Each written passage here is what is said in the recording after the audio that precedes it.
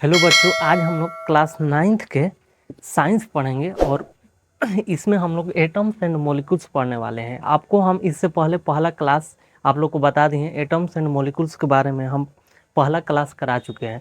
आज atoms and molecules का दूसरा क्लास है।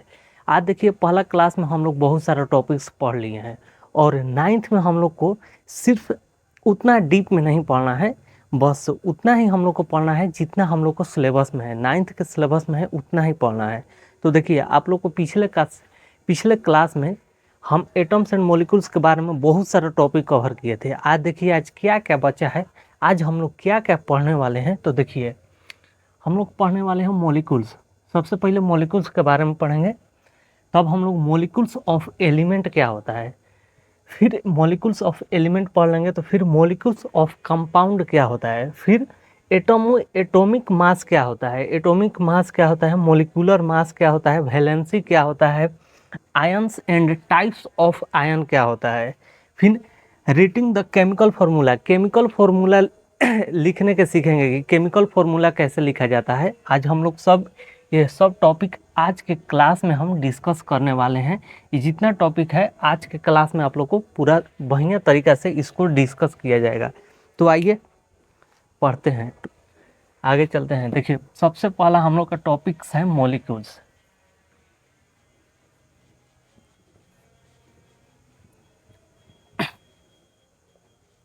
देखिए, मॉलिक्यूल्स क्या होता है, व्हाट इज मॉलिक्यूल्स। देखिए, इससे पहले आप लोग को हम एटम्स के बारे में बताए थे कि एटम्स क्या होता है।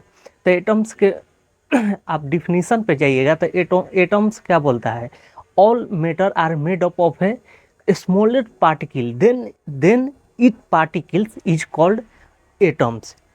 कहने का मतलब यह है कि जितना आपको मैटर, जितना मतलब पदार्थ आपके बारे में जितना आप नेट आई से देखते हैं, आप सराउंडेड, जितना आपके सराउंडेड में है, आप जो भी देखते हैं, सब पार्टिकल, सब मैटर वो पार्टिकल्स, छोटा छोटा पार्टिकल से बना होता है। अब ये मार्कर है, अगर मार्कर को बनाते समय ये एक छोटा छोटा पार्टिकल से मिलकर बना होता है। हम इसको इतना छोटा छोटा कर दें, इतना छोटा छोटा कर दे, फिर उसको फर्दर छोटा ना कर जाए, वो पार्टिकल ही एटम्स कहलाता है। तो अब समझ गए कि सर एटम्स तो हो गया छोटा पार्टिकल्स के बाद, smallest particle of the matter is called atoms हो गया। तो सर मॉलिक्यूल्स क्या होता है, बहुत सारे लड़का जो होता है वो एटम को ही मॉलिक्यूल्स का डिफिनेशन दे देता है, बोलता है कि मॉलिक्यूल्स भी होता है बहुत छोटा छोटा पार्टिकल से मिलकर बनता है। हाँ, यह सही है, मॉलिक्यूल्स जो होता है वो भी छोटा छोटा पार्टिकल से मिलकर बना होता है, मगर इसमें यह होता है, मॉलिक्यूल्स जो होता है वह एक डिफरेंट मतलब कि अकेले, देखिए कोई भी कोई भी मैटर है, मैटर का अगर हम इसको छोटा छोटा कर दिए तो इसका एक पार्टिकल एटम कहलाया, और इसका बहुत सारा हम पार्टिकल ले लेंगे, मान लीजिए कि हम एक पार्टिकल लिए, अब इसी मैटर का हम 10 पार्टिकल ले लेंगे तो उसको हम मॉलिक्यूल्स कहेंगे। कहने का मतलब यह हुआ कि more than atoms is called molecules का है, यानी कि डिफरेंट डिफरेंट एटम या सेम टाइप्स ऑफ एटम हो सकता है, इज कॉल्ड मॉलिक्यूल्स हुआ, यानी कि बहुत सारा एटम्स मिलके हमको मॉलिक्यूल्स बनाता है। यानी कि सेम एलिमेंट के एटम या डिफरेंट एलिमेंट का एटम्स मिलके एक मॉलिक्यूल बनाता है।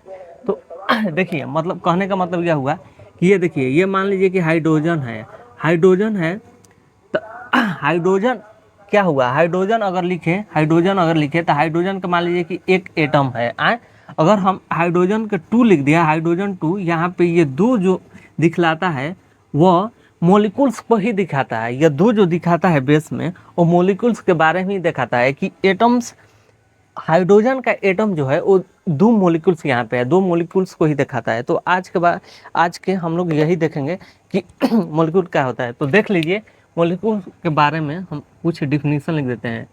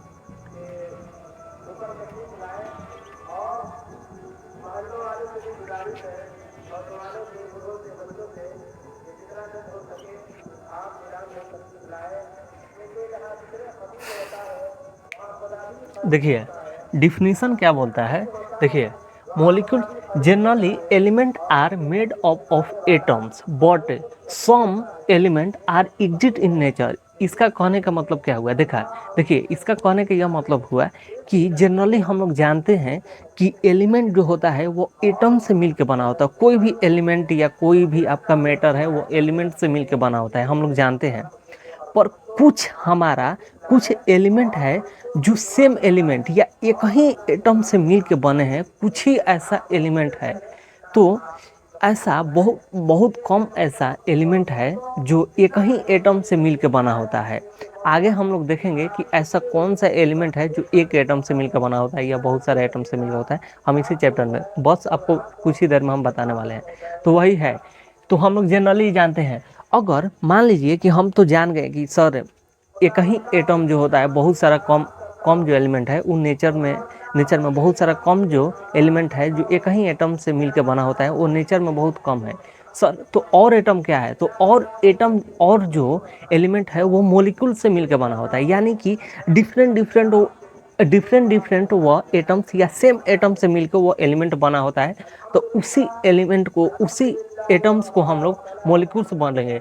हम एटम को ही मॉलिक्यूल्स कब बोलेंगे, जब एक से ज़्यादा हो जाएगा, यानी कि एक से ज़्यादा, यानी कि एक है तो उसको एटम बोलेंगे, यानी बहुत सारा एटम आ जाएगा, यानी कि 5 को 10 को 20 को जितना आ जाएगा उसको हम मॉलिक्यूल्स बोल देंगे। तो देखिए टू या मोर एटम्स डिफरेंट या same element atom is called molecules कहा है। देखिए जिसे कि हाइड्रोजन है, देखिए हाइड्रोजन या सेम एलिमेंट है, यानी कि सेम है, इसका हाइड्रोजन का मॉलिक्यूल्स 2 है, यानी कि एक हाइड्रोजन से ऐसा बॉन्ड बनाया है। अब देखिए मान लीजिए कि अब हम आपको H2O लिख दिए, तो H2O कहने का मतलब यह हुआ कि इसका जो, यानी कि एक ऑक्सीजन दो हाइड्रोजन से यह बॉन्ड बनाया है, यानी कि यहाँ पे मॉलिक्यूल्स को बता रहा है। यह दो जो है वो मॉलिक्यूल्स, यानी कि एक ऑक्सीजन है वो 2 हाइड्रोजन के साथ अपना बॉन्ड बनाया है, तो यह मॉलिक्यूल्स को यहाँ पे रिप्रेजेंट कर रहा है। अब ये देखिए, अब मान लीजिए अमोनिया है, NH3 है, यानी कि एक नाइट्रोजन 3 हाइड्रोजन से बना है, तो इसको हम पूरा को बोलेंगे कि इसम कितना है, इस सब यहाँ पे दिखा रहा है, सब मॉलिक्यूल्स है। देखिए अब N2O है, नाइट्रोजन है, यानी कि एक ऑक्सीजन 2 नाइट्रोजन से बॉन्ड बनाया है, 2 नाइट्रोजन से बनाया है। तो यह कहने का मतलब यह है कि यह जो हमारा जो एलिमेंट होता है वो दूसरे से भी मिलकर अपना कंपाउंड बनाता है। कहने का मतलब यह हुआ कि कोई भी आप एलिमेंट देखते हैं तो वह रिएक्शन कर जाता है। हम आप लोग को पिछले क्लास में बताए थे कि एलिमेंट जो होता है, एलिमेंट का जो एटम होता है वही केमिकल रिएक्शन के दौरान भाग लेते हैं, यानी कि उसका एटम ही केमिकल रिएक्शन के दौरान वो भाग लेते हैं, यानी कि उसमें पार्टिसिपेट करते हैं केमिकल रिएक्शन के दौरान। तो यहाँ पे देखिए, यहाँ पे हाइड्रोजन ऑक्सीजन के साथ रिएक्शन किया तो यहाँ पे 2 हाइड्रोजन हो गया, यह एक ऑक्सीजन है, यानी कि कहने का मतलब हुआ कि हमारा यह जो एटम्स है वो एक से अधिक है। तो यहाँ पे इसको हाइड्रोजन को हम लोग और डिफरेंट एलिमेंट के साथ यह है, तो यहाँ पे हम एटम्स ना कह के यहाँ पे हम मॉलिक्यूल्स कहेंगे। तो हमको आशा है आप लोग को समझ में आ गया होगा। चलिए अब नेक्स्ट टॉपिक पे चलते हैं।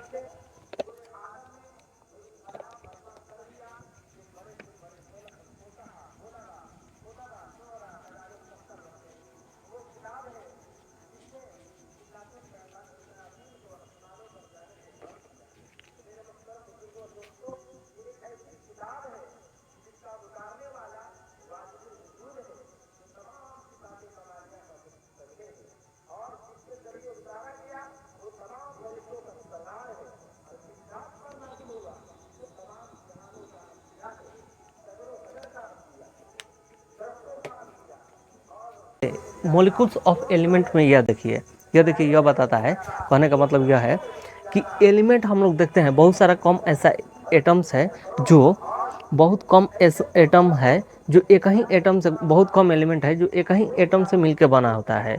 तो मॉलिक्यूल्स ऑफ एलिमेंट यह हुआ कि अगर सर एक एक से ना अगर अधिक एटम मिल के बनेगा तो उसको क्या बोलेंगे। अगर देखिए एक एटम से मिल के बना है तो उसको आप एलिमेंट बोल सकते हैं, प्योर प्योर सबस्टांस बोल देते हैं। देखिए प्योर सबस्टांस को ही एटम एलिमेंट बोलते हैं, प्योर सबस्टांस को। यानी कि प्योर सबस्टांस, अब आगे देखिए, अब आगे आप लोग को बताएंगे प्योर सबस्टांस कहते हैं। यहाँ पे टॉपिक पे देखते हैं मॉलिक्यूल्स ऑफ एलिमेंट क्या होता है। देखिए अगर एक एलिमेंट है तो अगर एलिमेंट के एक एटम है तो एक एटम से जो मिलकर होता है तो उसको हम क्या नाम धरेंगे। अगर बहुत सारा एटम मिलके मॉलिक्यूल्स बना रहा है तो बहुत सारा एलिमेंट, अगर बहुत सारा एलिमेंट यानी कि दो या दो से अधिक अगर उसका एटम है तो उसका नाम क्या देंगे। देखिए नामकरण अब करेंगे। अब मान लीजिए कि एक मॉलिक्यूल्स है तो उसका क्या नाम रखेंगे, दो मॉलिक्यूल्स है तो क्या नाम रखेंगे, तीन मॉलिक्यूल्स है तो क्या नाम है।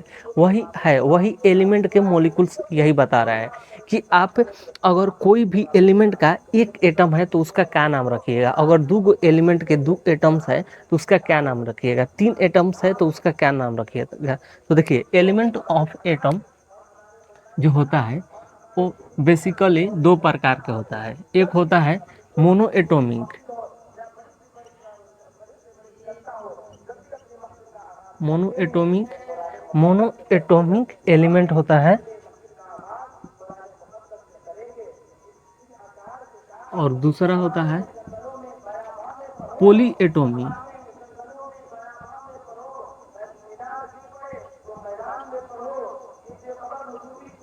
पॉली एटॉमिक होता है। देखिए मोनो एटॉमिक एलिमेंट कहने का मतलब यह हुआ कि देखिए अगर एलिमेंट एक ही एटम से मिलकर बना होता है, एक ही एटम से मिलकर बना होता है तो उसको मोनो एटॉमिक एलिमेंट बोलेंगे। यानी कि एक एलिमेंट है वो सिर्फ एक ही एटम से मिलकर बना होता है तो उसको हम बोलेंगे मोनो एटॉमिक एलिमेंट। तो देखिए डिफिनेशन क्या होता है।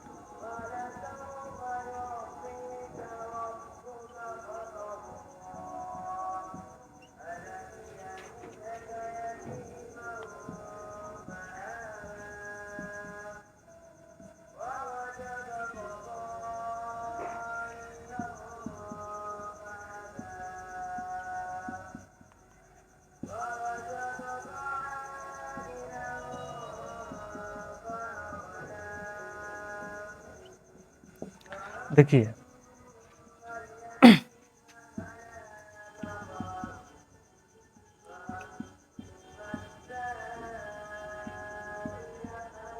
देखिए मोनो एटॉमिक एलिमेंट यह हुआ कि these element are made of only one atom is called mono atomics. यानी कि ऐसा एलिमेंट जो एक एटम से मिलकर बना होता है तो उसको मोनो एटॉमिक एलिमेंट बोलेंगे। और पॉली एटॉमिक बोलेंगे।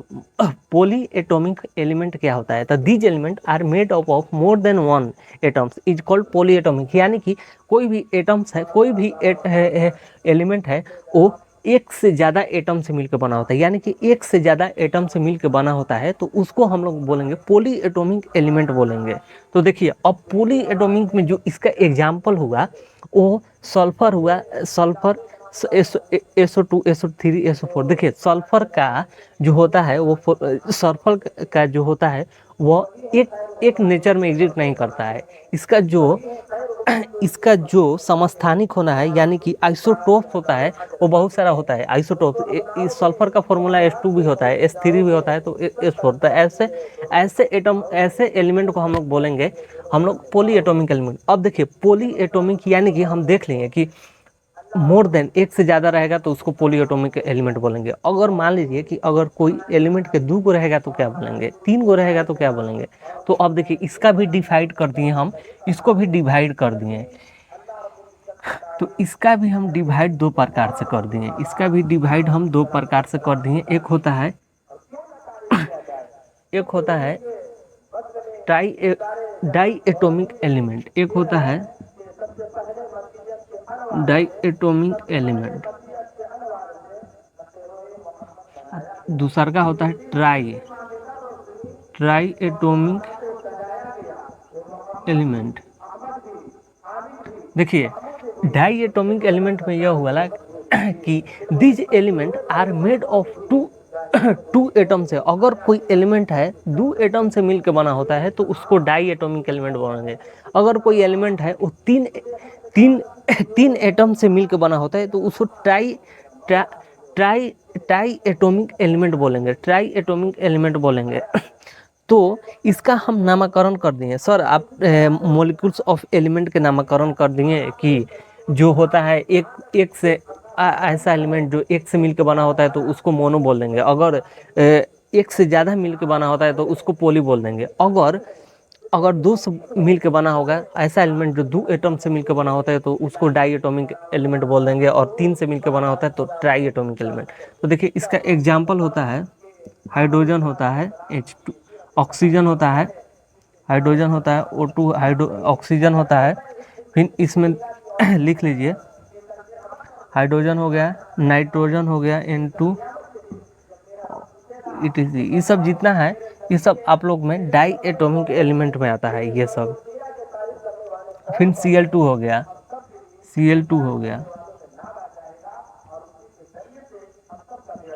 सब डाई एटॉमिक एग्जाम्पल है। इसमें होता है आप ओजोन का होता है O3,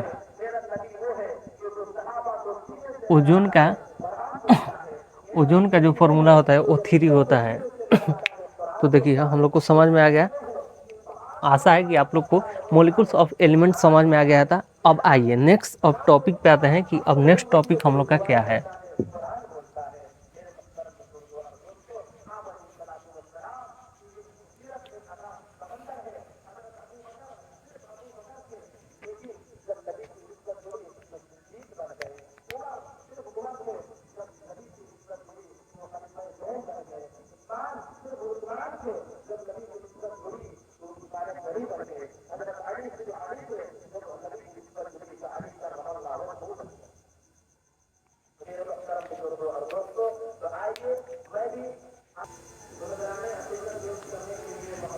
देखिए मॉलिक्यूल्स ऑफ एलिमेंट अब समझ गए। अब मॉलिक्यूल्स ऑफ कंपाउंड क्या होता है। देखिए कंपाउंड, मॉलिक्यूल्स ऑफ कंपाउंड से पहले जानिए कि कंपाउंड होता है क्या, कंपाउंड किसे कहते हैं। देखिए कंपाउंड कहने का मतलब यह हुआ कि अगर मान लीजिए कि एलिमेंट अगर बहुत सारा, अगर 2 या 2 से अधिक एलिमेंट मिलके एक नया बनाता है, एक नया सबस्टांस बनाता है, तो उसी को हम कंपाउंड बनते हैं।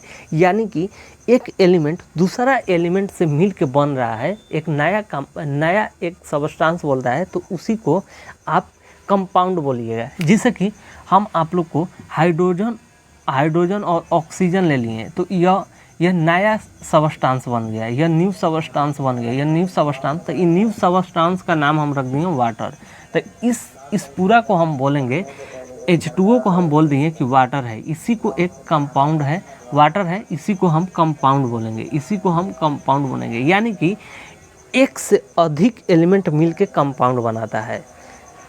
तो देखिए मॉलिक्यूल्स ऑफ एलिमेंट वही बताता है। मॉलिक्यूल्स ऑफ एलिमेंट यह बताता है कि मान लीजिए कि अगर एक एलिमेंट से अगर बहुत सारा एलिमेंट मिलके हमको हाँ देखिए इसका मॉलिक्यूल्स ऑफ कंपाउंड यह बताता है कि कोई भी अगर मॉलिक्यूल्स ऑफ कंपाउंड यह बनाता है कि अगर एलिमेंट जब रिएक्शन करते हैं तो सेम रेशियो में वो करते हैं, सेम रेशियो में, यानी कि उसका मास रेशियो सेम रहता है, यो सेम मास में हो। आप इसके पहले आप वीडियो क्लास में आप देख लीजिए, इसको हम डिटेल में बताए हैं कि देखिए कोई भी अगर एलिमेंट दूसरे के साथ रिएक्ट करता है तो एक सम अमाउंट में, यानी कि उसका मास का जो रेशियो होता है वो सेम मास का रेशियो में वो रिएक्ट करता है।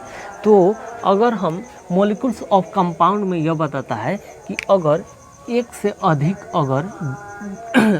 से अधिक यानी कि एक से ज़्यादा अगर एलिमेंट मिल के नया सबस्टांस बना है तो उसी को कंपाउंड हम बोलते हैं। तो देखिए, जैसे कि मान लीजिए कि हम वाटर आप लोग का ले लिए वाटर, तो वाटर का फॉर्मूला क्या होता है, ऑक्सीजन H2O होता है। फिर मान लीजिए कि हम अमोनिया ले लिए, मान लीजिए कि अमोनिया ले लिए, तो अमोनिया का फॉर्मूला होता है NH3 होता है। तो इसका जब हम निकालेंगे, मास का जब हम रेशियो निकालेंगे,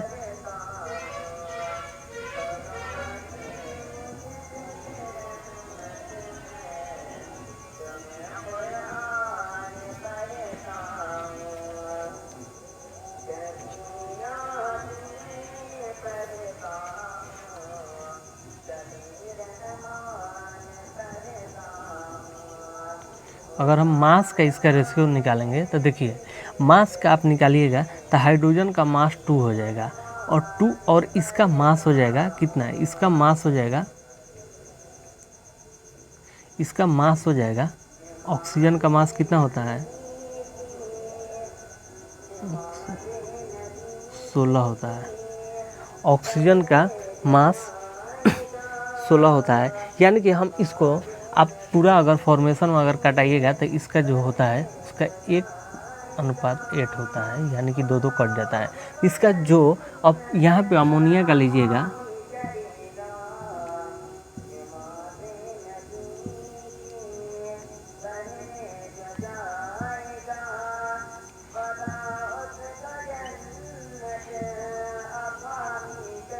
मास अगर लीजिएगा तो इसका 3 हो जाएगा और इसका 14 हो जाएगा। तो यानी कि मॉलिक्यूल्स ऑफ कंपाउंड कहने का मतलब यह हुआ कि जब हम लोग 2 या 2 से अधिक एलिमेंट जब रिएक्ट करते हैं तो उसका सेम मास में वो रिएक्ट करते हैं, यानी कि मास का रेशियो जो होता है वो सेम रेशियो में होता है। यानी कि यह नहीं हुआ कि वो रिएक्ट हुआ तो उसका मास अलग होगा, इसका मास अलग होगा, नहीं। यानी कि यह बताता है कि जब कोई भी सबस्टांस अगर नया बनता है तो उस सेम मास में, अगर हम इसका मॉलिक्यूल्स ऑफ एलिमेंट कहने का मतलब यह हुआ कि हाइड्रोजन का 2 मॉलिक्यूल्स है, यानी कि हाइड्रोजन का अगर 2 मॉलिक्यूल्स है और इसका अगर मास का रेशियो निकालेंगे तो मास का रेशियो अगर सेम ही रहेगा, यानी कि उन लोग का सेम अमाउंट में रहेगा, यानी कि चेंज नहीं होगा। वही बताता है मॉलिक्यूल्स ऑफ कंपाउंड कहने का मतलब यही हुआ। चलिए अब नेक्स्ट टॉपिक पे चलते हैं। देखिए, कुछ हम आप लोग को कुछ क्वेश्चन भी हम है यहाँ पे।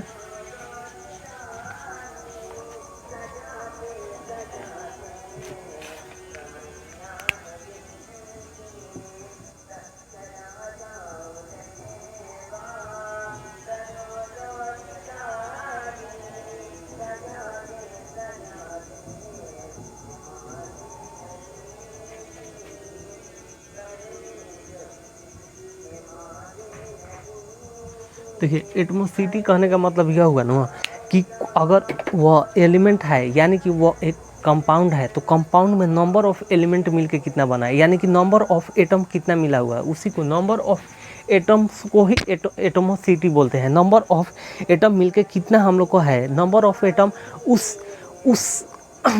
उस कंपाउंड में नंबर ऑफ एटम कितना है। तो देखिए, क्वेश्चन यह है, सबसे पहले है सल्फ्यूरिक एसिड।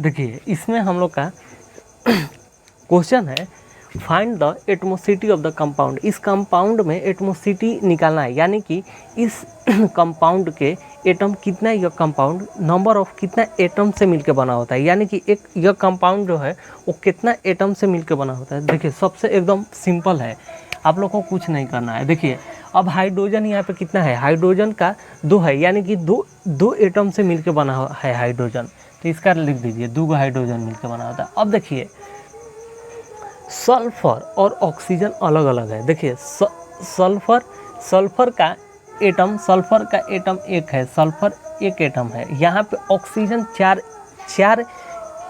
ऑक्सीजन का 4 गो एटम्स है, यानी कि ऑक्सीजन जो है 4 एटम को कवर करके मिलके बना होता है, यानी कि 4 गो एटम से यहाँ पे ऑक्सीजन जो बना है। तो यहाँ पे यह ऑक्सीजन कितना इसके पास है, तो 2 और 4 गो यह इसका एटम जो है 4 एटम है, ऑक्सीजन के पास 4 एटम्स है। अब देखिए एल्युमिनियम ऑक्साइड में देखिए यहाँ पे एल्युमिनियम 2 एटम से मिलकर बना होता है, एल्युमिनियम 2 का एटम ले लिया। अब ऑक्सीजन कितना है, ऑक्सीजन 3 गो एटम से मिलकर बना होता है, तो ऑक्सीजन का 3 हम ले लिए।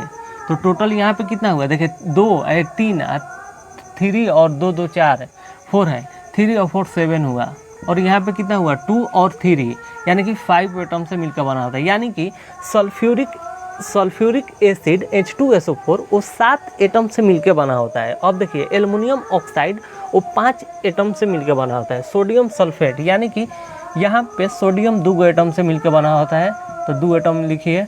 यहाँ पे सल्फर 1 एटम से प्लस ऑक्सीजन 4 गो।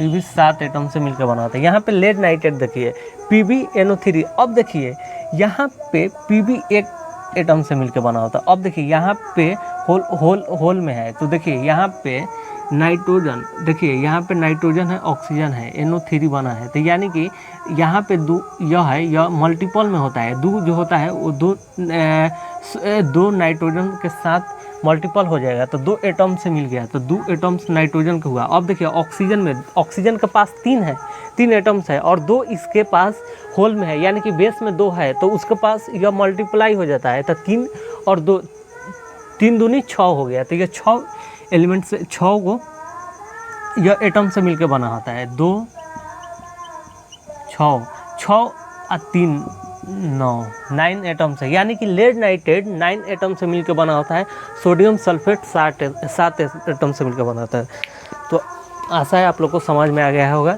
तो यह आप लोग को अगर ऐसा क्वेश्चन दे देगा तो आप लोग को बन जाएगा। तो फाइंड द एटमोसिटी, यानी कि वह कंपाउंड कितना एटम से मिलकर बना है, वही निकालना रहता है।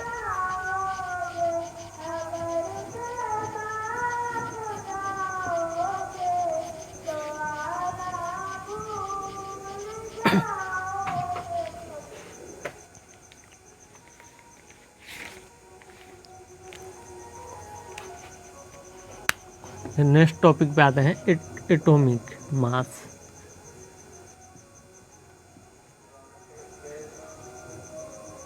देखिए एटॉमिक मास समझिए।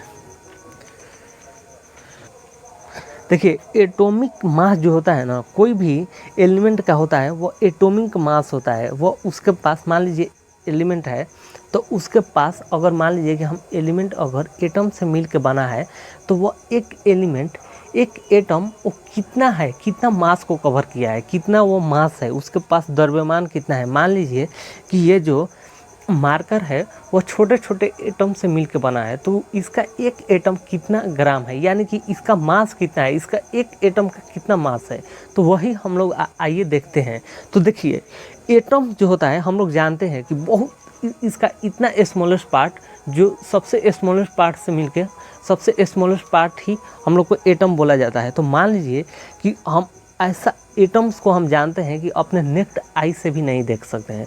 तो मान लीजिए कि कोई भी एटम को आप नेक्ड आई से नहीं देख सकते हैं, तो उसको मेजर कैसे कीजिएगा। मान लीजिए कि आप आँखी से मेजर नहीं कीजिएगा, तो उसके क्या आप ग्राम से या ग्राम से उसको मेजर कीजिएगा। मान लीजिए कि वो ग्राम से मापिएगा या उसको या केजी से मापिएगा, तो ऐसा तो नहीं है। उसके पास आप नेक्ड आई से देख ही नहीं रहे हैं, तो क्या ग्राम से और क्या केजी से आप मापिएगा।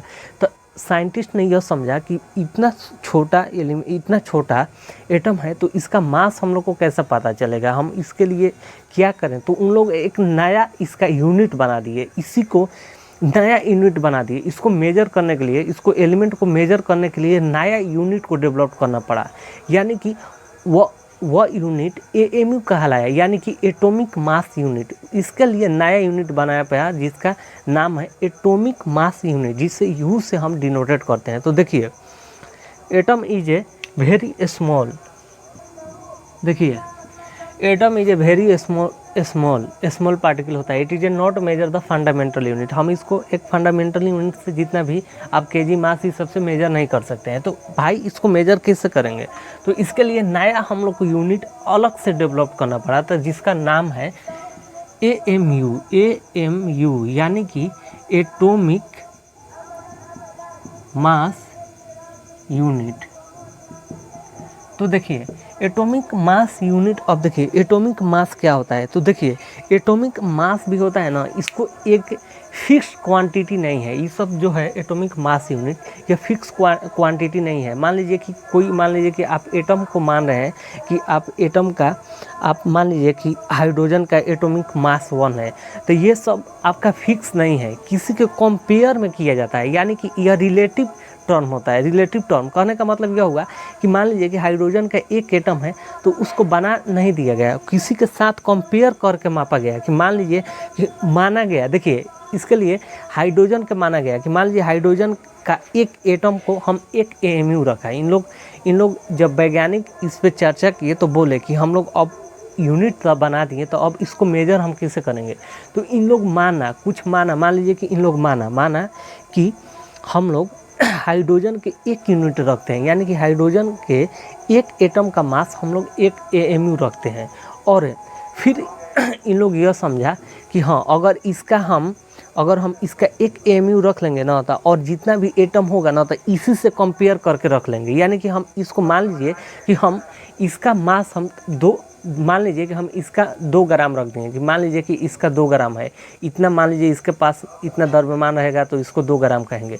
अब इससे जितना छोट रहेगा तो इसी के कंपेयर में उसका रखेंगे। मान लीजिए कि इससे थोड़ा सा छोटा रहेगा तो इसको हम बोल देंगे कि ये 2 है तो ये 1 होगा, इससे मान लीजिए बड़ा है तो ये 2 है तो 3 होगा।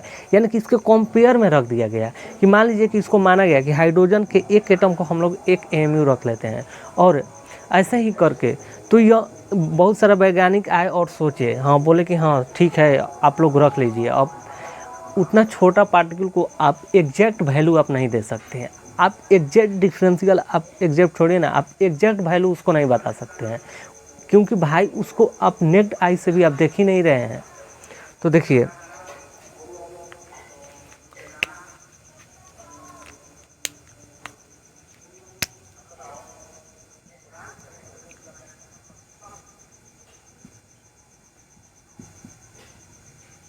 यह एक रिलेटिव टर्म होता है।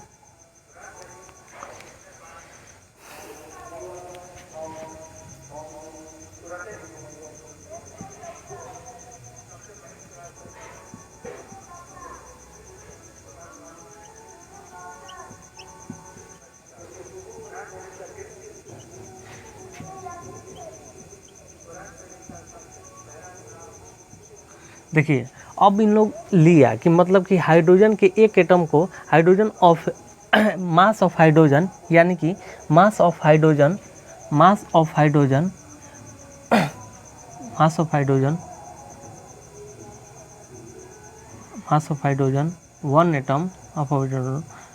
1 atom is taken as 1 AMU. देखिए इन लोग रखा कि हाइड्रोजन के एक एटम के मास हम लोग एक एएमयू रख दिए। अब देखिए इसको हम डिफिनीसन कैसे देंगे। देखिए एक होता है कार्बन, आप कार्बन होता है, कार्बन का समस्थानिक आप पढ़िएगा, आइसोटोप्स पढ़िएगा, तो कार्बन के समस्थानिक आइसोटोप्स होता है कार्बन 12। देखिए कार्बन का आइसोटोप्स होता है कार्बन कार्बन 12 होता है, कार्बन 12 वो कार्बन के आइसोटोप्स होता है। तो इसका रखा गया, साइंटिस्टों ने सोचा कि हम लोग को एक एएमयू कैसे डिफाइन करेंगे। मान लीजिए कि कोई भी यूनिट है, तो वो यूनिट को हम कैसे डिफाइन करेंगे। मान लीजिए कि एक एएमयू हम किसके बराबर कहेंगे, क्या हम कहेंगे एक एएमयू को किसके बराबर कहेंगे। तो इसने रखा, इन लोग ने बोला कि कार्बन 12 के एक एटम के मास हम लोग लिखते हैं। कार्बन 12 के एक एटम्स का मान 12 एएमयू होता है। तो इन लोग लिया कि द मास ऑफ कार्बन 12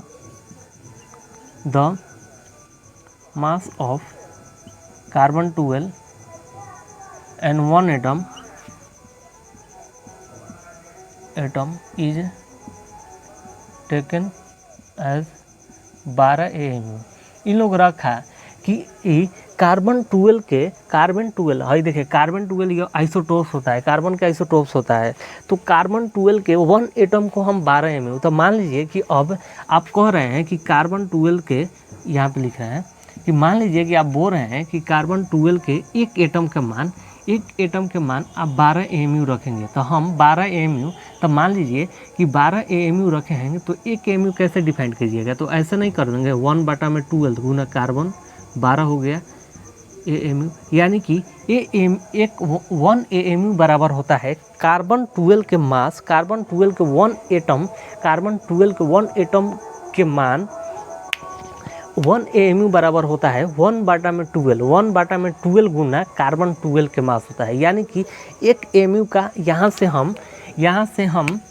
से हम इसको डिफाइन कर सकते हैं, वो 1 एएमयू के डिफाइन कर सकते हैं कि आप 1 एएमयू के डिफाइन कैसे कीजिएगा। मान लीजिए कि कार्बन 12 जो होता है ना, कार्बन 12 का समस्थानिक होता है। यानी कि कार्बन 12 को साइंटिस्टों ने रखा कि कार्बन 12 का एक एटम का मास हम 12 एएमयू रखते हैं। यानी कि कार्बन 12 के एक एटम का मान 12 एएमयू होता है। तो 12 एएमयू एक एटम का मान हुआ कार्बन 12 का। तो एक एएमयू क्या होगा, तो एक एएमयू रखे तो एक एएमयू बराबर होता है 1/12 गुना कार्बन 12 हुआ। यानी कि 1 एएमयू का मान होता है कार्बन 12 का 1/12वां भाग एएमयू होता है। कहने का मैं ऐसे आप समझिए कि कार्बन 12 का 12वां भाग 1 एटम के बराबर होता है। तो ऐसे हम इसका डिफाइन कर लिए।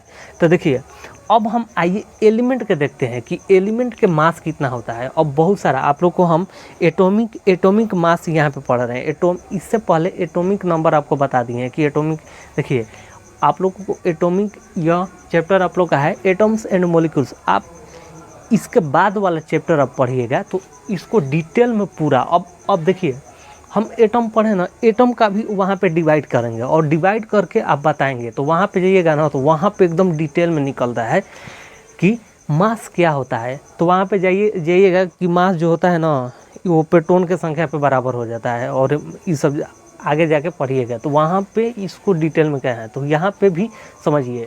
देखिए यानी कि एक एएमयू के बराबर होता है एक एएमयू बराबर होता है कार्बन 12 के 12वां भाग को हम एक एएमयू को डिफाइन करते हैं ऐसे। तो अब देखिए, अब आइए हम एलिमेंट के देखते हैं कि हर एलिमेंट के मास कितना होता है। हम लोग आप लोग को बस 20 एलिमेंट याद कर लीजिए। आप 9th क्लास में आप खूब से खूब 20 एलिमेंट याद कर लीजिए, ज़्यादा मत याद कीजिए। 20 एलिमेंट तक ले तो हर बच्चों को याद होना चाहिए। तो देखिए अब एटॉमिक नंबर आप लोग को याद है, अब एटॉमिक मास भी आप लोग को याद करना पड़ेगा। तो देखिए एटॉमिक मास आप लोग को हम बता रहे हैं। एटॉमिक मास देखिए आप लोग को हम ट्रिक दे रहे हैं। जैसे आप लोग को एक ट्रिक दिए थे एलिमेंट को याद करने का, आप लोग का एक ट्रिक दिए थे, वैसे ही आप लोग को एटॉमिक मास का भी हम एक ट्रिक देंगे। आपको एकदम बहुत आसान से उसको याद कर लीजिएगा एक ट्रिक से। देखिए क्या होता है।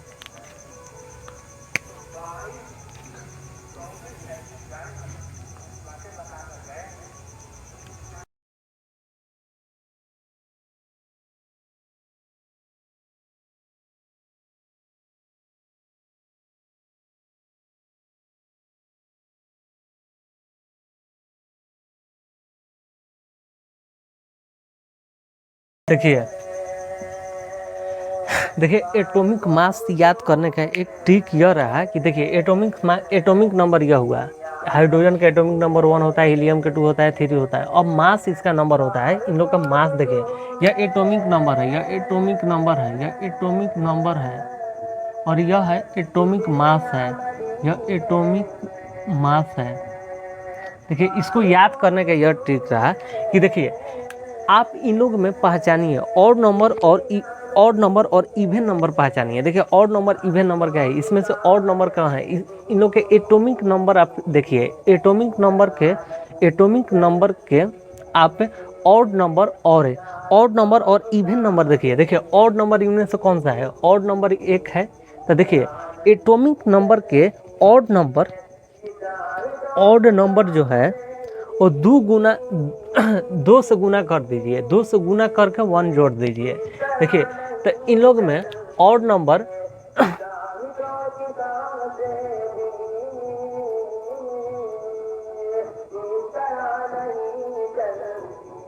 देखिए ऑड नंबर देखिए 2 से गुना करके, अब देखिए कुछ अपवाद है, कुछ एक्सेप्शन है। देखिए hydrogen, beryllium, nitrogen, chlorine, argon, आप 5 को छोड़ दीजिए, 5 को छोड़ दीजिए।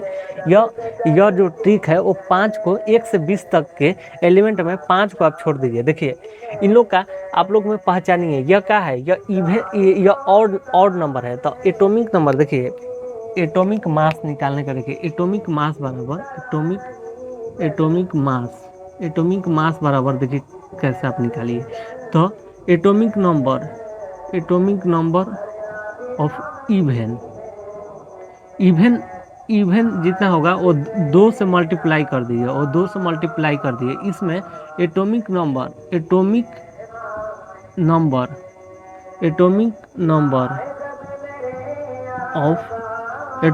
ऑफ ऑड, इसमें 2 से गुना करके एक जोड़ दीजिए, इसमें यह है। देखिए अब एटॉमिक नंबर इवन जोड़िए, इवन देखिए इवन कौन कौन सा है, इवन देखिए एटॉमिक नंबर ऑड, देखिए ऑड है, ऑड एक है, तो ऑड में एक में 2 से गुना करिएगा, ऑड है ना, एक ऑड है, तो एक में 2 से गुना करके हम क्या बोले कि हाइड्रोजन के एक्सेप्शन है, हाइड्रोजन में मत लीजिए, हाइड्रोजन में नहीं लगा हुआ है। अब आइए हीलियम क्या है, इवन नंबर है। अब इवन नंबर में 2 से गुना कर रही है, इवन नंबर इसका एटॉमिक देखिए, एटॉमिक नंबर आप याद कर लीजिए, अगर एटॉमिक नंबर याद कीजिएगा तो अब 2 से गुना करके आप याद कर सकते हैं।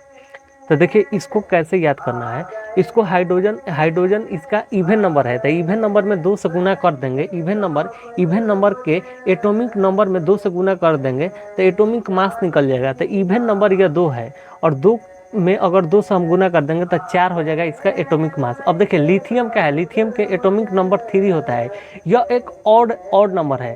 तो 3 में हम 2 से गुना करें तो 6 हुआ, प्लस 1 जोड़ देंगे तो 7 इसका निकल जाएगा। अब देखिए बेरिलियम क्या होता है, बेरिलियम का एटॉमिक नंबर 4 होता है, 4 क्या है, 4 एक इवन नंबर है। अब इवन नंबर में हम 2 से गुना करेंगे तो यह 8 हो जा रहा है, पर यह क्या है, एक्सेप्शन है, यहाँ पे लागू नहीं होगा। देखिए यह 5 वो एलिमेंट है जिसके 1 से 20 तक यह 5 वो एलिमेंट है जिसमें लागू नहीं होगा।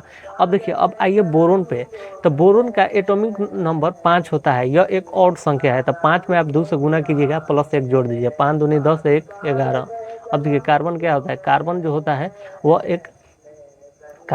है वो एक इवन नंबर होता है, इवन में 2 से गुना कीजिएगा तो 6 दूनी 12 हो गया। नाइट्रोजन क्या होता है, नाइट्रोजन नाइट्रोजन जो होता है वो ऑड नंबर होता है, ऑड में 2 से गुना कीजिएगा तो आपको 14 आ जाएगा, प्लस 1 जोड़िएगा 15 होगा। यहाँ पे एक्सेप्शन है तो यहाँ पे लागू नहीं होगा। ऑक्सीजन में आइए, ऑक्सीजन इवन नंबर है, 2 से गुना कीजिएगा तो 8 दूनी 16 हो जाएगा। फ्लोरीन क्या होता है,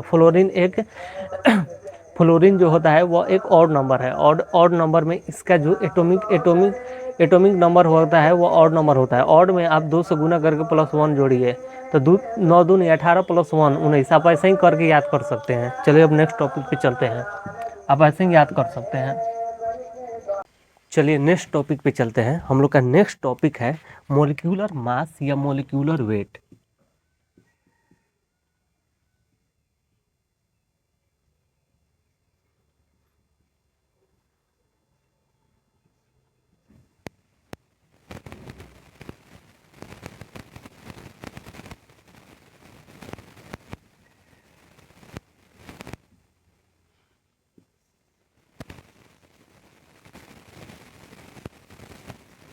देखिए मोलिक्यूलर मास या मोलिक्यूलर वेट क्या है यह समझिए। देखिए कोई भी एलिमेंट है दूसरा के एलिमेंट में अगर मिल के एक कंपाउंड बन रहा है तो उस एलिमेंट मिल के एक न्यू सबस्टांस बना है, तो उस एलिमेंट में कौन कितना एलिमेंट कितना अपना पार्टिसिपेट किया है, कितना योगदान उस न्यू कंपाउंड को बनने में आया है, उसको मास को अगर हम जोड़ देंगे तो उसी है मोलिकुलर मोलिकुलर मास या मोलिकुलर वेट, उसी को कहेंगे। यानी कि कहने का मतलब यह है कि कोई भी कंपाउंड है, अगर कंपाउंड में जितना एलिमेंट है उस एलिमेंट के अगर मास को अगर जोड़ के एक न्यू हम लोग को कितना मास उसमें योगदान करके एक न्यू कंपाउंड बना है, उसी को हम लोग कहेंगे मोलिकुलर मास। तो देखिए समझिए क्या है मोलिकुलर मास।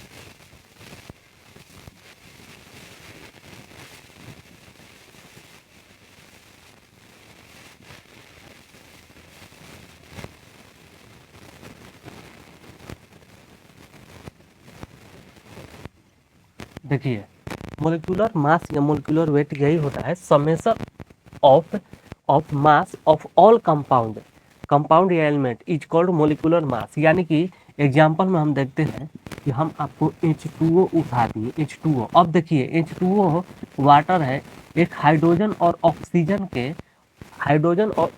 के मिलने से एक न्यू कंपाउंड हमको मिल गया, एक न्यू कंपाउंड बना जिसका नाम है वाटर। अब देखिए अब वाटर बना है तो वाटर में हाइड्रोजन का मात्रा कितना है और ऑक्सीजन का अमाउंट कितना है, यानी कि हाइड्रोजन का अमाउंट कितना है और ऑक्सीजन का अमाउंट कितना है, तो उसी को हम लोग को मोलिकुलर मास या मोलिकुलर वेट कहेंगे।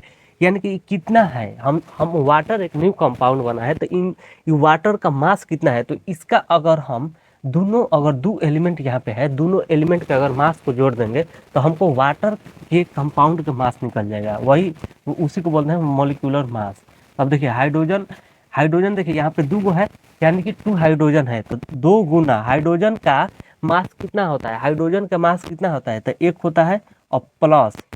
अब ऑक्सीजन का मास कितना होता है, तो ऑक्सीजन का मास होता है 16, तो 16 दो दो एकम 2 प्लस 16 18, 18 हमारा इसका मास हो गया, 80 हमारा मास हो गया। इसी को मोलिकुलर मास या मोलिकुलर वेट कहेंगे। अब आइए, अब मान लीजिए NaCl का हम निकालेंगे, NaCl के मोलिकुलर मास या मोलिकुलर वेट निकालेंगे।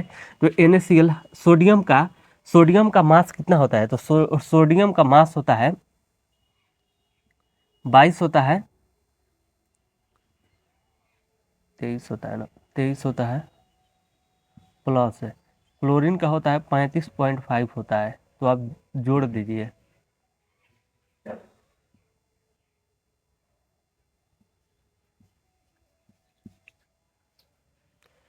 अंठावन पॉइंट 58.5 हमको निकल के आ गया, यही है मोलिकुलर वेट या मोलिकुलर मास 58.5। तो आशा है आप लोगों को समझ में आ गया होगा। चलिए नेक्स्ट टॉपिक पे आते हैं। अब देखिए इस टॉपिक नहीं, आपको एक और बता दे रहे हैं।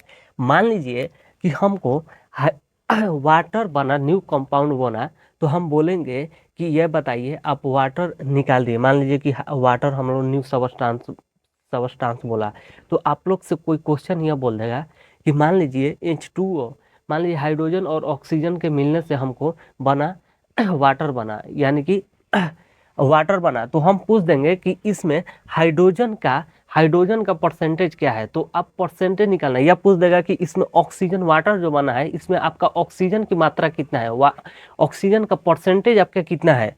तो आप देखिए परसेंटेज निकालने का इसका एक फॉर्मूला होता है। देखिए मान लीजिए कि percentage of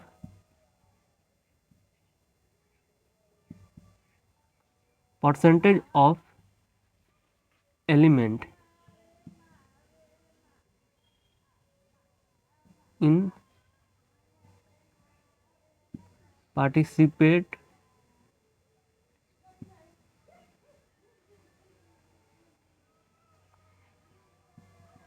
participate in compound में जो बना है, तो उसका फॉर्मूला यह होता है परसेंटेज ऑफ, मान लीजिए तो इसका फॉर्मूला यह होता है इसका फॉर्मूला यह होता है कि मास ऑफ हाइड्रोजन बाटा में mass of element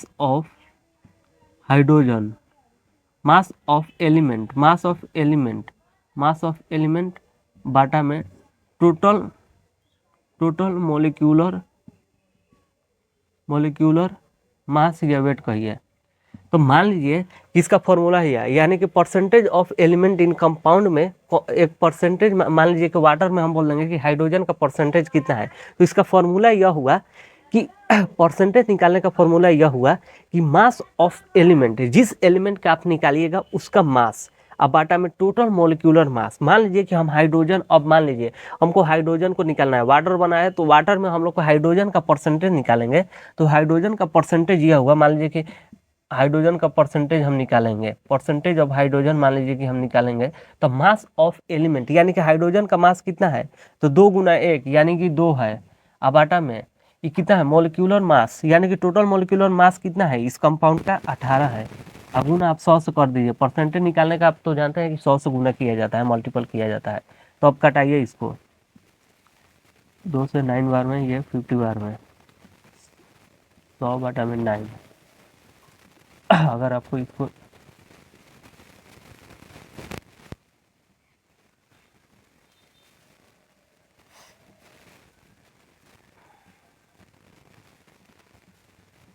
eleven point 11.11% इसका मिला है, यानी कि हाइड्रोजन का वाटर में परसेंटेज है 11.11% है। तो चलिए ये भी आप लोग का समझ में आ गया होगा। चलिए नेक्स्ट टॉपिक पे।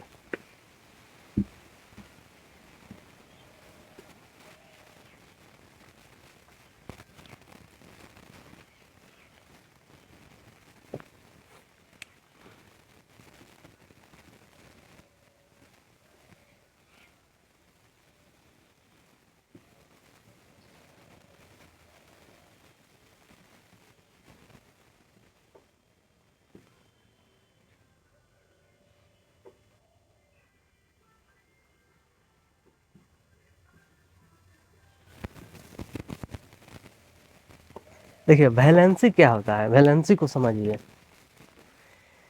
देखिए वैलेंसी यह होता है कि मान लीजिए वैलेंसी यह होता है कि कोई भी अगर एलिमेंट है, हर एलिमेंट के छोड़िए ना, अब ऐसा एग्जांपल हम ले रहे हैं, कोई भी अगर आदमियों को समझिए, कोई भी अगर आदमी है, पर्सन है, तो वो समझता है, वो सोचता है कि हम अपने लाइफ में स्टेबल हो जाए, हम कहीं नौकरी लेके या कहीं कुछ करके हम अपने लाइफ में स्टेबल हो जाए। तो वैसे भी एलिमेंट भी वही काम करता है।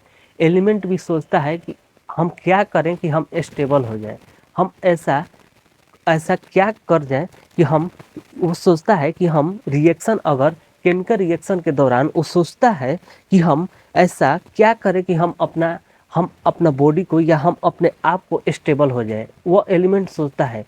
तो देखिए एलिमेंट का स्टेबल होना यह निर्भर करता है, यही वैलेंसी बताता है कि कोई भी एलिमेंट है वो कितना इलेक्ट्रॉन को या त्याग करके या ग्रहण करके या गेन करके या लॉस करके अपने आप को स्टेबल बना दे, उसी को हम वैलेंसी कहेंगे।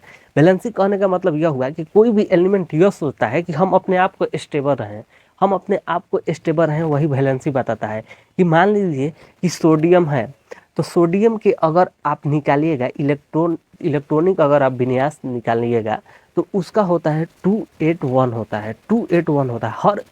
हर एलिमेंट में यह नियम होता है कि वह स्टेबल होने के लिए वो सोचता है कि बाहरी ऑर्बिट, देखिए अभी ऑर्बिट ये सब अभी दिमाग ही में रखिए, अभी उतना डीप में मत जाइए, क्योंकि आपको अगर हम एटम एटॉमिक स्ट्रक्चर अगर हम पढ़ाएंगे, नेक्स्ट चैप्टर है हम लोग का एटम एंड स्ट्रक्चर, तो उसमें आपको पूरा बढ़िया से आपको समझाया जाएगा कि ऑर्बिट क्या होता है, इलेक्ट्रॉन प्रोटॉन न्यूट्रॉन क्या होता है। आपको एटम यहाँ पे पढ़ेंगे, एटम को और तोड़ के उसको इलेक्ट्रॉन प्रोटॉन न्यूट्रॉन में डिवाइड कर दिया जाता है, तो वो सब क्या होता है वहाँ पे आप बस यहाँ पे आप समझिए, बस यहाँ पे उतना ही दिमाग दीजिए, बस ज़्यादा आप डीप में मत सोचिए। देखिए क्या होता है कि हर हर एलिमेंट सोचता है कि हम अपने आप को स्टेबल बना दे। अब वो स्टेबल कैसे बनाएगा?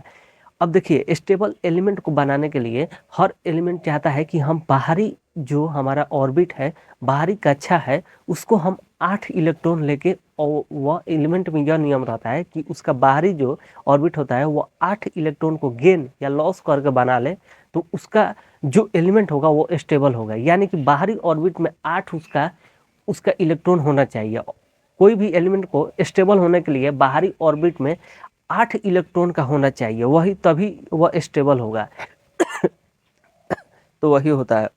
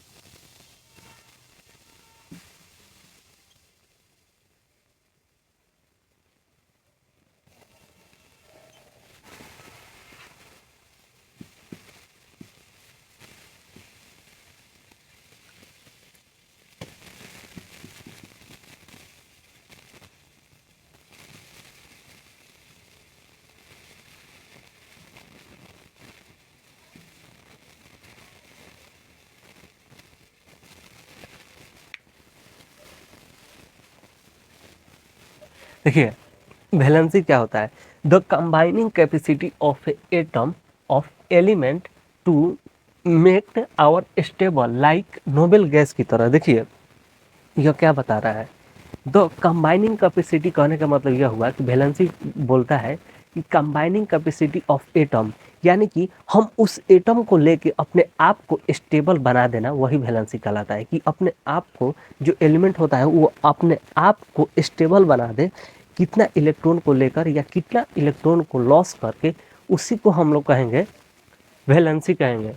तो वैलेंसी क्या होता है? The combining capacity of a atom of element to make our stable like noble gas. Noble, देखिए नोबेल गैस कहने का मतलब यह है कि नोबेल गैस जितना भी होता है, noble gas helium, neon, argon, krypton, xenon, ये सब नोबेल गैस है। नोबेल गैस अपने आप में ही स्टेबल रहता है। उसको केमिकल कैपेसिटी के, केमिकल रिएक्शन के दौरान उसको स्टेबल होने की आवश्यकता नहीं होता है, क्योंकि वो पहले से ही स्टेबल होता है।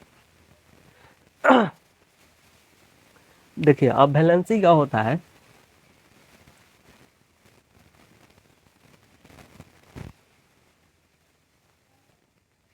देखिए वैलेंसी 1 से 4 तक ही होता है, 1 2 3 4। देखिए 4 ही तक ले वैलेंसी होता है। वैलेंसी जो होता है 4 ही तक ले, यानी कि अपना इलेक्ट्रॉन को 1 से लेकर 4 ही तक को या लॉस कर सकता है या गेन करके अपने आप को बना ले। यानी कि 1 से 4 तक ही वैलेंसी को हम बांटे हैं। वैलेंसी को हम 1 से 4 तक ही रहता है वैलेंसी। कोई भी एलिमेंट का वैलेंसी जो होता है वह 1 से लेकर 4 तक के बीच में ही होता है। देखिए जिससे कि अब सोडियम का होता है, देखिए अब सोडियम का जो होता है, सोडियम सोडियम जो होता है, अब सोडियम का एटॉमिक नंबर कितना होता है? सोडियम का एटॉमिक नंबर आप लोग जानते हैं 11। अब इसका हम इलेक्ट्रॉनिक विन्यास अगर निकालेंगे तो इसका होता है 2 8 1 होता है। इलेक्ट्रॉनिक विन्यास 2 और 8 होता है। तो अब देखिए, अब और 2 3 को एग्जाम्पल ले लिए। अब क्लोरीन ले लिए, तो क्लोरीन का होता है 2 8 7 होता है, क्योंकि इसका जो एटॉमिक नंबर होता है वो 17 होता है, 70 होता है। अब मान लीजिए कि हम कैल्शियम के लेंगे, कैल्शियम का होता है 20 होता है, 20 होता है। अब इसका इलेक्ट्रॉनिक विन्यास 2 8 2 8 8 2 8 8 2 होता है। अब देखिए ये बताइए, देखिए एन सोडियम हो गया। अब देखिए सोडियम के बाहरी ऑर्बिट में क्या है, बाहरी ऑर्बिट में 1 एटम है, 1 इलेक्ट्रॉन है, इसका 7 है, इसका 2 है। अब यहाँ पे यह समझिए कि मान लीजिए कि यह क्या ये अपने आप को, सोडियम चाहेगा कि हम अपने आप को स्टेबल बना लें। अब हम सोडियम समझेगा कि हमने आप को स्टेबल बना लें, तो स्टेबल बनाने के लिए वो चाहेगा कि हमारा बाहरी जो ऑर्बिट है उसमें हमारा 8 इलेक्ट्रॉन रहे, उसमें हमारा 8 इलेक्ट्रॉन रहे, बाहरी जो ऑर्बिट है उसमें 8 इलेक्ट्रॉन हो। तो देखिए सोडियम जो है, सोडियम के पास अगर इसको हम हटा देंगे तो इसके पास 8 वो इलेक्ट्रॉन हो जाएगा। तो ये चाहेगा कि हम, मेरे पास जो 1 इलेक्ट्रॉन है हम उसको त्याग कर दें, हम उसको त्याग कर दें, यानी कि हम उसको लॉस कर देंगे, तो हम अपने आप को स्टेबल हो जाएंगे। क्योंकि इसको, अब मान लीजिए कि अगर मान लीजिए कि यह लॉस नहीं करेगा तो इसके पास अब मान लीजिए कि हम सोडियम एंड क्लोरीन को, अब देखिए क्लोरीन का क्या है, क्लोरीन का बाहरी ऑर्बिट में 7 है। तो ये क्या चाहेगा कि अरे मेरे पास एक अगर कहीं से मिल जाएगा ना तो हम अपने आप को स्टेबल बना लेंगे। अभी क्या चाहेगा कि हमको 7, इसको स्टेबल होने के लिए इसको 7 इलेक्ट्रॉन चाहिए और इसको स्टेबल होने के लिए 1 चाहिए। तो ये बताइए कि अब मान लीजिए कि सोडियम जो है और क्लोरीन जो है, सोडियम क्लोरीन के साथ अगर रिएक्ट करेगा तो क्या क्लोरीन अपना 7 के साथ इसको देगा? कभी नहीं देगा। अब मान लीजिए, हाँ, क्योंकि इसके पास 7 ना है, मान लीजिए किसी के पास प्रॉपर्टी, अगर मान लीजिए प्रॉपर्टी की छोड़िए ना, अगर किसी के पास अगर धन है, मान लीजिए कि 200 रुपये धन है और किसी के पास मान लीजिए कि 500 धन है, तो उसको मान लीजिए कि 200 धन वालों को 10 रुपया उसको ज़रूरत है और 500 वाला धन जो है उसको मान लीजिए कि उसको भी ज़रूरत है। तो ये बताइए कि कौन देगा? तो ये 200 वाला चाहेगा कि अरे मेरे पास 10 रुपये है, दे देते हैं। तो क्यों? क्योंकि बड़ा वाला नहीं देगा, क्योंकि वो चाहेगा कि नहीं, अब मैं क्यों दूंगा। तो वही होता है।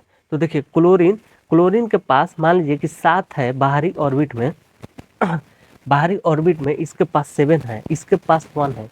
तो ये क्या चाहेगा कि अरे हम एक ले लेंगे ना तो हम, मेरा ऑर्बिट स्टेबल हो जाएगा, हम स्टेबल हो जाएंगे। और ये भी चाहेगा कि अरे मेरे को कोई अगर देने वाला नहीं है, 7 कोई कैसे देगा।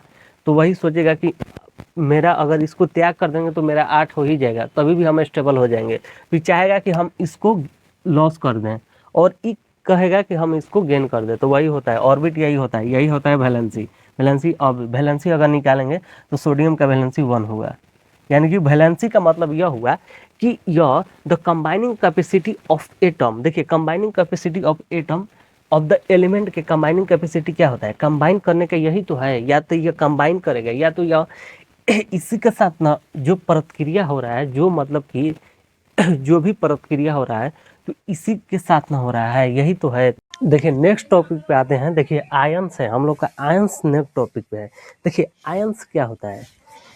देखिए कोई भी कंपाउंड, कोई भी एलिमेंट, अगर उसको बॉन्ड बनाने के लिए, कोई भी एलिमेंट स्टेबल होने के लिए, देखिए आयंस को पढ़ने के लिए आपको वैलेंसी अभी पढ़ा है, आयंस को और वैलेंसी को दोनों को कोरिलेट करके पढ़िए। कोरिलेट करने से ऐसे क्या होगा ना कि आपको समझ में आएगा। आयंस जस्ट टू जस्ट आपको वैलेंसी का ही कंसेप्ट लगता है, उसको जस्ट आपको वैलेंसी ही समझिए तो वैलेंसी ही है आयंस। देखिए क्या होता है आयंस में, अगर कोई भी अगर एलिमेंट है, अगर कंपाउंड बन रहा है, 2 या 2 से अधिक एलिमेंट अगर केमिकल बॉन्डिंग के दौरान कंपाउंड बना रहे हैं, तो उसको कंपाउंड, अगर कोई भी एलिमेंट क्या सोच रहा है कि हम अपने आप को स्टेबल हो जाए। स्टेबल होने के लिए उसको इलेक्ट्रॉन को या तो लॉस करेगा या तो गेन करेगा। दोनों उसके पास कोई भी एलिमेंट के पास स्टेबल होने के लिए प्रोबेबिलिटी क्या है, प्रोबेबिलिटी 2 है उसके पास। स्टेबल होने के लिए उसके पास 2 प्रोबेबिलिटी है, या तो वो इलेक्ट्रॉन को लॉस करेगा या तो इलेक्ट्रॉन को गेन करेगा, या तो इलेक्ट्रॉन को उसको ग्रहण करेगा या तो त्याग करेगा। उसके पास 2 ही ना है, स्टेबल होने के लिए उसके पास 2 है। तो देखिए जितना इलेक्ट्रॉन को अगर स्टेबल होने के लिए जितना इलेक्ट्रॉन को वो गेन करेगा, जितना इलेक्ट्रॉन को गेन करेगा तो उस पर उतना चार्ज रहता है। यानी कि चार्ज हो समझिए तो चार्ज ही आयंस होता है। जितना वो गेन स्टेबल होने के लिए जितना इलेक्ट्रॉन को गेन करेगा उस पर उतना ही चार्ज होगा, और जितना इलेक्ट्रॉन को स्टेबल होने के लिए जितना लॉस करेगा इलेक्ट्रॉन को उस पर उतना चार्ज होता है। तो वही होता है, समझिए तो वैलेंसी है, जितना वैलेंसी रहेगा उतना उस पे उतना चार्ज लगता है। तो देखिए तो क्या बता रहा है, आंस क्या होता है, एन एटम्स या group of atoms that contain या overall electrical charge due to loss या gain of electron during a chemical bonding के दौरान उस पे चार्ज कितना है उतना ही वही उसका आयंस है। तो आयंस 2 प्रकार का होता है। आयंस जो होता है वो 2 प्रकार का होता है। आयंस होता है कैटायंस और कैटायंस और एनायन होता है। कैटायंस आयंस जो होता है वो 2 प्रकार का होता है। आयंस जो होता है वो 2 प्रकार का होता है। देखिए कैटायन, कैट आयंस और एनायंस होता है, एन आयंस होता है। कैट आयंस इस पर पॉजिटिव चार्ज होता है, पॉजिटिव चार्ज, इस पर नेगेटिव चार्ज होता है, नेगेटिव चार्ज होता है, नेगेटिव चार्ज। अब देखिए अब नेगेटिव चार्ज और पॉजिटिव चार्ज क्या होता है। अगर इलेक्ट्रॉन को अगर कंपाउंड अगर बॉन्ड बना रहा है, कंपाउंड बॉन्ड बना रहा है तो उस पे कितना इलेक्ट्रॉन पे अगर जो एलिमेंट अपना इलेक्ट्रॉन को स्टेबल होने के लिए अगर इलेक्ट्रॉन को गेन करेगा, जितना इलेक्ट्रॉन को गेन करके अब स्टेबल हो जा रहा है तो उस पे नेगेटिव चार्ज होगा। यानी कि जो लॉस करता है, जो एलिमेंट इलेक्ट्रॉन को लॉस करता है तो उसको उतना ही पॉजिटिव चार्ज लगता है। यानी कि 2 इलेक्ट्रॉन को अगर लॉस करेगा तो उस पर 2 इलेक्ट्रॉन उसके प्लस चार्ज लगेगा। अगर कोई भी इलेक्ट्रॉन अगर दो गेन करके अपना स्टेबल हो जा रहा है तो उस पे दो नेगेटिव चार्ज लगेगा। यानी कि जो एलिमेंट इलेक्ट्रॉन को गेन करेगा तो उस पर पॉजिटिव लगेगा। ऐसा समझिए, जो इलेक्ट्रॉन का गेन करेगा तो उस पे नेगेटिव चार्ज लगता है, और जो लॉस करेगा उस पे पॉजिटिव। जो लॉस करने वाला है उस पे पॉजिटिव चार्ज लगेगा, जो गेन करेगा उसके नेगेटिव होता है। अब देखिए अब आयंस भी होता है। अभी तो कैटायंस और इनायंस समझिए, कैटायंस और एनायंस समझिए। अब आयंस 2 प्रकार के ऐसे समझिए। आयंस दो प्रकार का होता है। एक होता है मोनो एटॉमिक आयन होता है, मोनो एटॉमिक आयन होता है, मोनो एटॉमिक आयंस होता है। और दूसरा होता है पॉली एटॉमिक आयन होता है, पॉली एटॉमिक आयंस होता है, पॉली एटॉमिक आयन। अब देखिए हम आयन से पढ़िए, आपको केमिकल मोलिकुलर ऑफ एलिमेंट में आपको पढ़ाए थे, मोलिक्यूल्स ऑफ एलिमेंट में पढ़ाए थे मोनो एटॉमिक एलिमेंट और di atomic poly atomic element आपके बारे में पढ़ाए थे। तो देखिए मोनो एटॉमिक एलिमेंट क्या होता है, ऐसा एलिमेंट या कंपाउंड जो एक एटम से मिलकर बना है उसको मोनो कहेंगे, और जो एक या मोर देन एक से मिलकर बन रहा है, ऐसा कंपाउंड या एलिमेंट जो मोर देन 1 एटम से मिलकर बन रहा है तो उसको हम बोलते हैं पॉली एटॉमिक एलिमेंट। वैसा भी यही है, बस उसका ही कंसेप्ट है, बस उसमें आयन लगा दीजिए।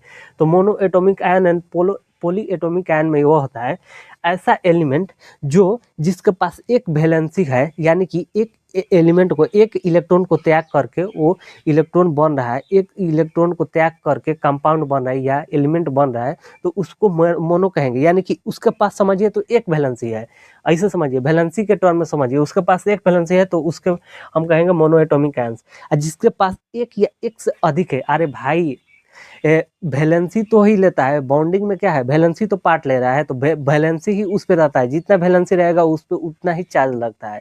मान लीजिए कि क्लोरीन के पास एक है वैलेंसी तो उसके पास एक चार्ज लगेगा।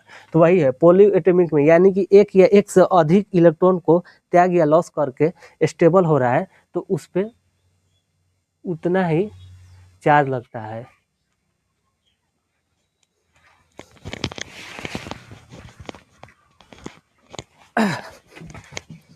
उस पर उतना ही चार्ज लगता है। तो समझ में आ गया, यानी कि 1 एटम्स या इलेक्ट्रॉन आर अकर, यानी कि एक इलेक्ट्रॉन इसमें एक इलेक्ट्रॉन या एटम इसमें रहता है, इसमें more than one electron are occur, electron या एटम बोल सकते हैं। तो उसको पॉली एटॉमिक, मान लीजिए एग्जांपल में ये ले रहे हैं कि मान लीजिए सोडियम है, तो सोडियम के पास वैलेंसी क्या होता है, तो एक होता है। सोडियम के पास एक वैलेंसी क्या करता है, एक को लॉस करता है, तो इसके एक प्लस में आ जाएगा। क्लोरीन एक इससे लेता है तो इस पर नेगेटिव आ जाएगा। तो वही, अब एल्युमिनियम के पास कितना है, 3+ होता है। ऑक्सीजन के पास क्या होता है, 2+ होता है। तो अब इसी को, अब देखिए पॉली एटॉमिक को भी आप डिवाइड कर सकते हैं। अब पॉली एटॉमिक में 2 प्रकार से आ जाएगा, एक होता है डाई एटॉमिक आयन आ जाएगा, और डाई एटॉमिक आयन और ट्राई एटॉमिक आयन, ऐसे ही करके इसको डिवाइड कर सकते हैं। मुझे आशा है कि आप लोग को समझ में आ गया होगा। अब देखिए, अब नेक्स्ट टॉपिक पे चलते हैं। हम लोग का नेक्स्ट टॉपिक है रिटेन द केमिकल फॉर्मूला। हम लोग को लिखने के सीखेंगे कि केमिकल फॉर्मूला कैसे लिखाया जाता है।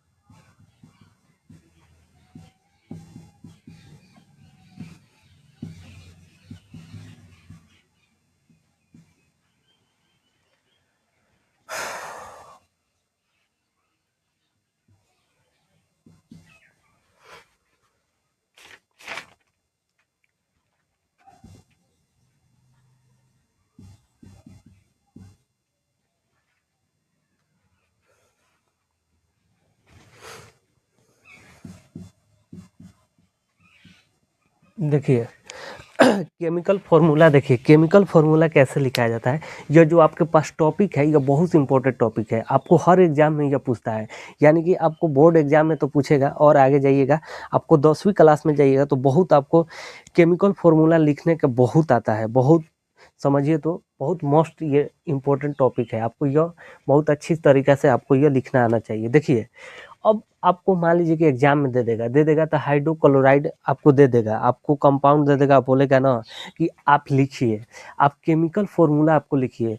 तो आप देखिए, आप हाइड्रोक्लोरिक पढ़ने के बाद आपको मन में क्या आना चाहिए कि हाइड्रोक्लोरिक यानी कि हाइड्रोजन और क्लोरीन से बनेगा। ये तो एकदम निश्चित है कि हाइड्रोजन और क्लोरीन से बनेगा। तो हाइड्रोजन एंड क्लोरीन आप लिखिए।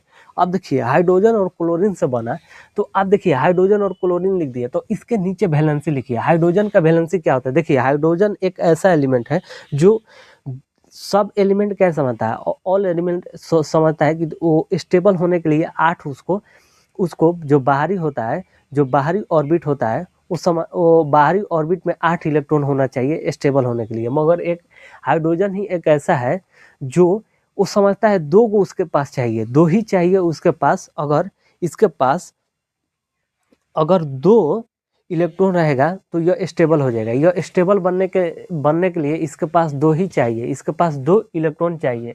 तो मान लीजिए इसके पास 1 है और एक और चाहिए स्टेबल होने के लिए, तो इसके पास वैलेंसी क्या हुआ, 1 है और और क्लोरीन का वैलेंसी कितना होता है? क्लोरीन का वैलेंसी जो होता है वो 1 होता है। इसका एटॉमिक नंबर कितना होता है? क्लोरीन का एटॉमिक नंबर होता है 17।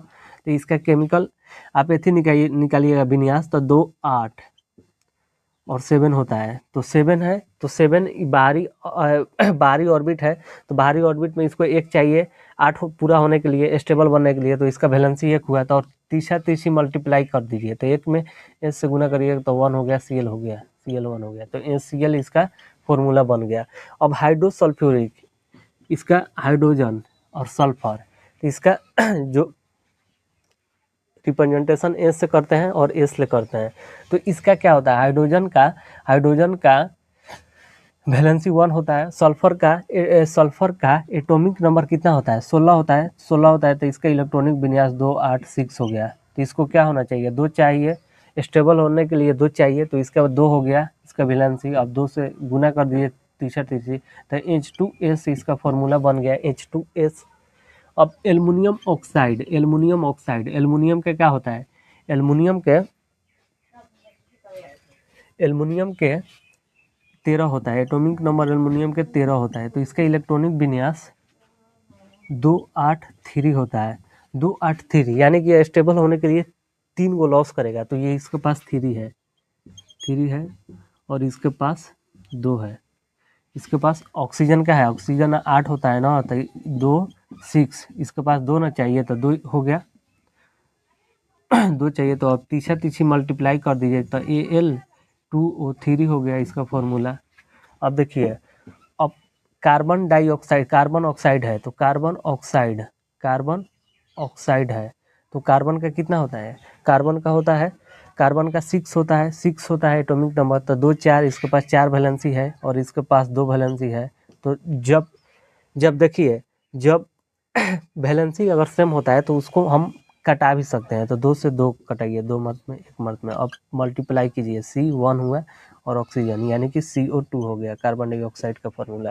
अब देखिए, कैल्शियम ऑक्साइड है, तो कैल्शियम ऑक्साइड Ca ऑक्साइड है, तो कैल्शियम का कितना होता है? एटॉमिक नंबर 20 होता है, तो इलेक्ट्रॉनिक विन्यास 2 8 फिर 8 2, यानी बाहरी 2 है, इसके पास वैलेंसी 2 हुआ।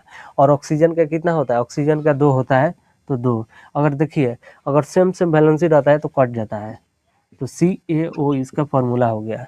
अब मैग्नीशियम क्लोराइड है, तो मैग्नीशियम का एटॉमिक नंबर 13 होता है, तो 13 होता है, तो 2 8 3, यानी कि इसके पास 3 वैलेंसी है, और इसके पास कितना वैलेंसी है? और एक इसके पास कीजिए, तो मैग्नीशियम आगे, मैग्नीशियम क्लोराइड Cl MgCl, तो मैग्नीशियम के पास कितना होता है? मैग्नीशियम के पास कितना होता है वैलेंसी? मैग्नीशियम के पास 3 होता है, इसके पास 1 होता है, तो यानी कि MgCl3 हो गया ना।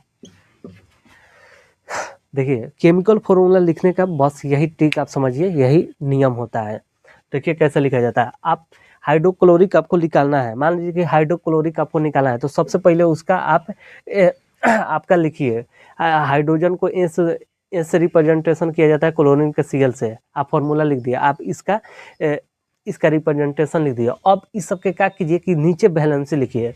अब हाइड्रोजन का 1 वैलेंसी होता है, क्लोरीन का 1 वैलेंसी होता है, और तीसरी मल्टीप्लाई कर दीजिएगा, तो वही इसका फॉर्मूला लिखा जाएगा, और इसी का सबका तीसरी मल्टीप्लाई करके ऐसे रहता है। तो मुझे आशा है आप लोग को 9th में बस इतना ही पढ़ना है, इससे ज़्यादा नहीं पढ़ना है। तो आप लोग का पूरा कंप्लीट हो गया चैप्टर, ये पूरा कंप्लीट हो गया, चैप्टर कंप्लीट हो गया। और नेक्स्ट चैप्टर में नेक्स्ट क्लास में हम लोग को नेक्स्ट चैप्टर से मिलते हैं। आप लोग का पूरा टॉपिक क्लास हो गया, और ऐसे ही जितना आप लोग का आएगा ना, जितना आपको केमिकल फार्मूला, आप 6 हम लिखवाए हैं, जितना केमिकल फार्मूला आएगा बस ऐसे ही लिख दीजिएगा। तो चलिए, आप लोग का कंप्लीट होता हुआ अब नेक्स्ट चैप्टर से मिलते हैं, नेक्स्ट क्लास में नेक्स्ट चैप्टर से। चलिए, थैंक यू, आप लोग का चैप्टर क्लास खत्म हो गया।